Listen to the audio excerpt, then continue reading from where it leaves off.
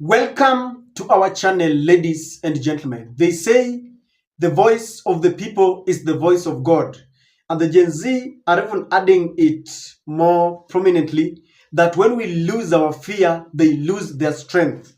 And indeed, Gen Zs lost their fear, and the government, the political class, those who are just thumping, have lost their strength.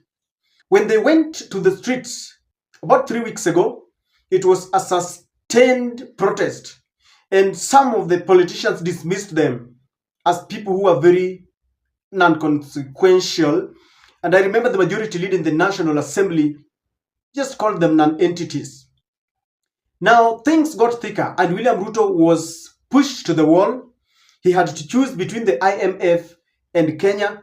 He had to choose between his friends and the people who elected him to power. So he withdrew the Finance Bill 2023, the Finance Bill 2024, I mean. And he thought that with that, things would cool down. But Kenyans, led by Gen Zs, told him, don't fool us. We are not our parents. He called them for dialogue. They said, we don't want dialogue. We have a program for you. Kick out dissolve the cabinet, dissolve parliament, eradicate corruption and wastage. I remember at some point when he was being hosted at X Space, when they had a discussion, he told them, I would not dissolve my cabinet. And yesterday, people were shocked that he dissolved that cabinet, including Chirchir, who is his best friend, Koome, Eden Duale. Gen Zs went to the street and told him, yes, you have just started. This is not the end of it, but just the beginning. And they demanded the resignation of Japheth Koome because they attach Japheth to the killings of many. And today, news just in is that the former IG Inspector General Japheth Koome has resigned. And I will tell you this for free. He has not resigned. It is William Ruto who has kicked him out. In those prestigious offices, you will be told resign a resignation, write a resignation letter. I remember before IG Mutembei, when things were hot, he took medical leave, and we were told that William Ruto accepted his request to go on medical leave. But we knew very well that William Ruto did not want him in that office. So Inspector General follows suit. He's gone. Now, before he went, today the ODM fraternity just released a statement, and they say that William Ruto had extended an olive branch, that he had welcomed several stakeholders, including different political party members, to come and help him rebuild this country because he was going down. The Gen Zs had one chorus, Ruto must go. So he realized he was going because the power of Gen Zs have been proved beyond reasonable doubt in Egypt, in Tunisia, in Sudan. They have damaged and demolished palaces. Kings and presidents have gone. So William Ruto knew he was going, and so he requested the other parties, including ODM, to help him salvage his image.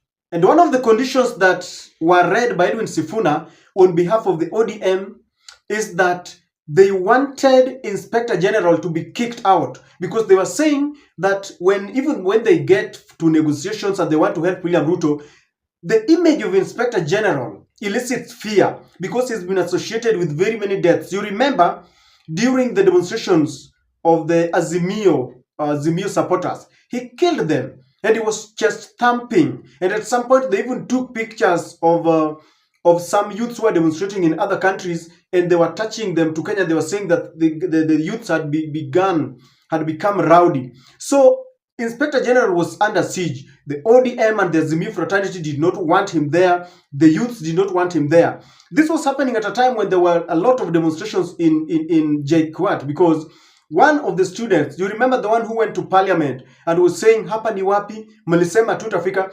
That boy apparently was followed by an elite squad, and he was, cast in some dam or something. I hear it is a quarry that had remained whole and it was full of water. So instead of shooting him, because they knew people would attach it to the police killings, they decided to immerse him in that water, in that water, and he died.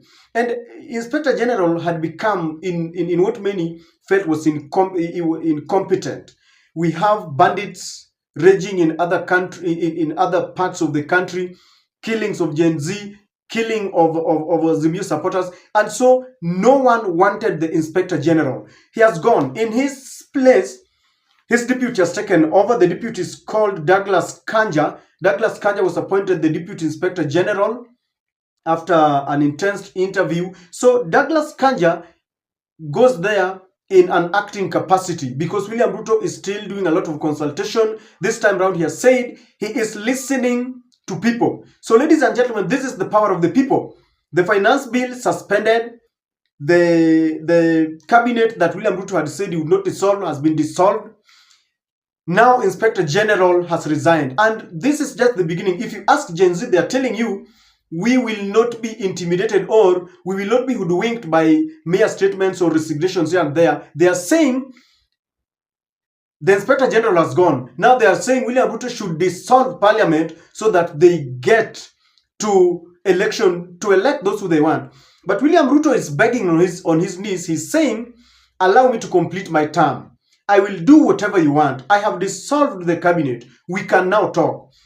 And I think you will give credit where it is due. I know it took long. People have lost lives. I know many have been maimed. And perhaps where you are asking, why did it take him too long? And many are saying he should go even if people have died. But then, sometimes we are human beings. We can listen to him.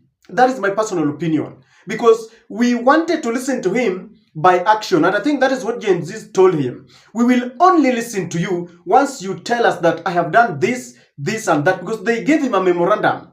Dissolved Parliament, dissolved Cabinet, kick out Inspector General Japhet Koome.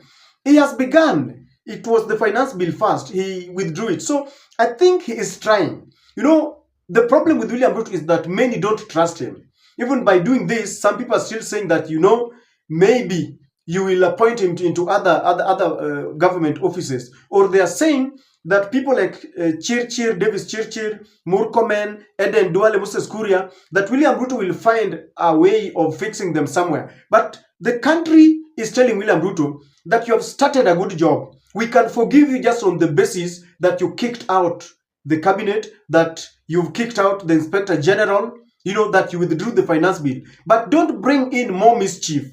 Once you have come for negotiations in clean hands or with clean hands, we will forgive you. And the Gen Zs are telling him, when you are reappointing you are restructuring the next cabinet, include us on the table. We will give you names. We don't want you to recycle names. In fact, they're even saying that Moses Musalia Mudavadi must go because they're saying his office is not even entrenched into the constitution. His office is doing nothing. And they're saying, what could be wrong? What could really go wrong if Mudavadi is not there? Is there anything that can go wrong if you kick out that post of a prime minister? So they're saying, we can listen to you. I don't know whether you agree that we should listen to Ruto, because what William Ruto is doing, William Ruto is on his knees and he's doing it in action. He's saying, please, Kenyans, I have messed up for close to 2 years when I was elected to power or when I took oath of office, but I've listened to you. Please, I'm human. Please forgive me. I'm ready. But people are telling him this is just the beginning. You need to prove more. I don't know what next we are waiting for, but this is just the beginning. As Kenyans, we are telling him we are not going to be taken by surprise. We need more.